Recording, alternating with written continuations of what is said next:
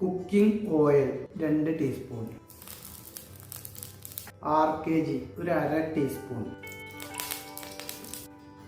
ചെറിയ ജീരകം, 4 ഏലക്കായ, കുറച്ച് കുരുമുളക് പൊടി, 2 വറ്റൽമുളക്, 2 വേലീപ്പിൻ്റെ ഇല, അതുപോലെ ചെറിയൊരു പട്ടേൻ്റെ കഷ്ണം.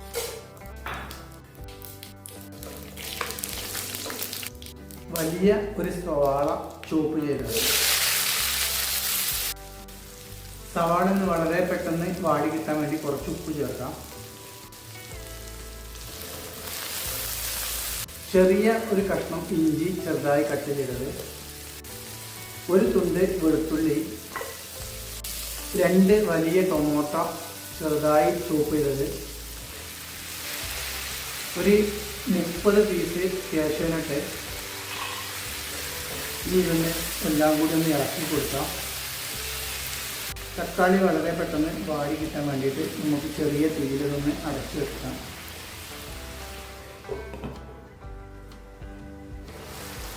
ഇപ്പോൾ തക്കാളിയൊക്കെ ഏകദേശം വാടി കിട്ടിയിട്ടുണ്ട്. ഇനി ഇതിലേക്ക് വേണ്ട മസാലകളൊന്ന് ചേർത്ത് കൊടുക്കാം. കാശ്മീരി മുളക് പൊടി 1.5 ടീസ്പൂൺ, മല്ലിപ്പൊടി 1 ടീസ്പൂൺ, മഞ്ഞൾപ്പൊടി 1/2 ടീസ്പൂൺ. ഇനി ഇതൊരു 2 മിനിറ്റ് ഒന്ന് ചെറിയ തീയിലൊന്ന് അടച്ചു വെക്കാം. ഈ മസാലേൻ്റെ പച്ചമണം ഒന്ന് മാറി കിട്ടാൻ വേണ്ടിയിട്ടാണ് കേട്ടോ. ഇപ്പോൾ 2 മിനിറ്റ് ആയിട്ടുണ്ട് കേട്ടോ.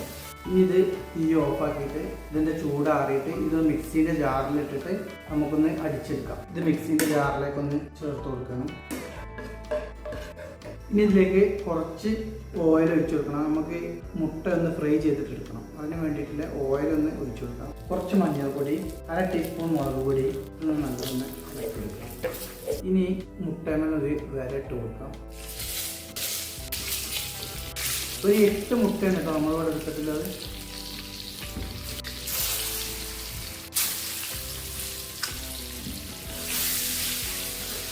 ഇങ്ങനെ ഫ്രൈ ചെയ്താൽ കറി ഉണ്ടാക്കിയാൽ ഒരു പ്രത്യേക ടേസ്റ്റ് ആട്ടോ. ഇനി ഫ്രൈ ചെയ്ത മുട്ട നമുക്ക് വേറെ പാത്രത്തിലേക്ക് മാറ്റിയേക്കാം. ഇനി ഇതിലേക്ക് കുറച്ച് ഓയിൽ ഒഴിച്ചു കൊടുക്കാം. ചെറുതായി ചോപ്പ് ചെയ്ത ഒരു വലിയ സവാള ഇതിലേക്ക് ചേർത്തിട്ട് ഇത് നല്ലോണം വഴറ്റിയെടുക്കാം. ഇപ്പോൾ സവാളയൊക്കെ നല്ലോണം വാടി കിട്ടിയിട്ടുണ്ട് കേട്ടോ.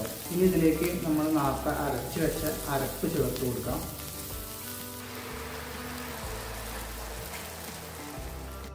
ഇനി ഇതിലേക്ക് കുക്കിംഗ് ക്രീം ചേർത്ത് കൊടുക്കാം. കുക്കിംഗ് ക്രീം ചേർത്തതിന് ശേഷം അത് നല്ലോണം ഇളക്കി കൊടുക്കാം. ഈ സമയത്ത് നമുക്കിതിലേക്ക് കുറച്ച് കാശ്മീരി മുളക് പൊടി ഒന്ന് ചേർത്ത് കൊടുക്കാം. ഇനി തീ ഒന്ന് ഒരു മീഡിയം ഫ്ലെയിമിലാക്കി കൊടുക്കുക. എന്നിട്ട് ഇതിലേക്ക് നമ്മൾ ഫ്രൈ ചെയ്ത് വെച്ച മുട്ട ചേർത്ത് കൊടുക്കുക. ഓരോന്നായിട്ട് ഇതിലേക്ക് ഇട്ട് കൊടുക്കാം. നമ്മൾ 8 മുട്ടയായിട്ട് എടുത്തിട്ടുണ്ടായിന്. ഒരു മുട്ട നമ്മൾ ഫ്രൈ ചെയ്തപ്പോൾ പൊട്ടിപ്പോയി. അതുകൊണ്ട് നമ്മളിതിലേക്ക് 7 മുട്ടയാണ് ചേർക്കുന്നത്. ഇത് ചെറിയ തീയിൽ ഒരു 5 മിനിറ്റ് ഒന്ന് അടച്ചു വെച്ചിട്ട് വേവിച്ചെടുക്കാം. ഈ ടൈമിന് ഉപ്പ് കമ്മി ഉണ്ടെങ്കിൽ ഉപ്പ് ചേർത്ത് കൊടുക്കട്ടോ. ഇപ്പോൾ നമ്മൾ മുട്ടക്കറി റെഡിയായി വന്നിട്ടുണ്ട് കേട്ടോ. സൂപ്പർ മുട്ടക്കറി റെഡി ആയിട്ടുണ്ട്. ഇനി ഇതിലേക്ക് നമുക്ക് കുറച്ച് മല്ലിയില, പച്ചമുളകും മുകളിലൊന്നിട്ട് കൊടുക്കാം. കുറച്ച് മല്ലിയില, അതുപോലെ 2 പച്ചമുളക് നടുക്ക് കീറിയതും കൂടി ഇതിലേക്ക് ചേർത്ത് ഇതൊന്ന് ഇളക്കിയിട്ട് ഇതൊന്ന് ചൂടാറിയതിന് ശേഷം കഴിക്കുക. ഏതൊരു കറിയും ഉണ്ടാക്കി കഴിഞ്ഞാൽ നമ്മളൊരു 10 മിനിറ്റ് കഴിഞ്ഞതിന് ശേഷം കഴിക്കുമ്പോഴായിരിക്കും അതിൻ്റെ ഒരു ടേസ്റ്റ്. പറ്റുന്നുണ്ടെങ്കിൽ ഒരു അരമണിക്കൂറൊക്കെ നമ്മളൊന്ന് റെസ്റ്റിന് വെച്ചതിന് ശേഷം കഴിക്കാനെങ്കിൽ ഒന്നുകൂടി ടേസ്റ്റ് ഉണ്ടാവും. നമുക്കിവിടെ സമയങ്ങൾ വളരെ കമ്മിയായതുകൊണ്ട് നമ്മളിത് ഒരു 10 മിനിറ്റ് വെക്കുന്നുള്ളൂ. മുട്ടയൊക്കെ ഉഷാറായി തന്നിട്ട് ഇത് നമുക്ക് തീയൊക്കെ ഓഫാക്കിയിട്ട് അടച്ചു.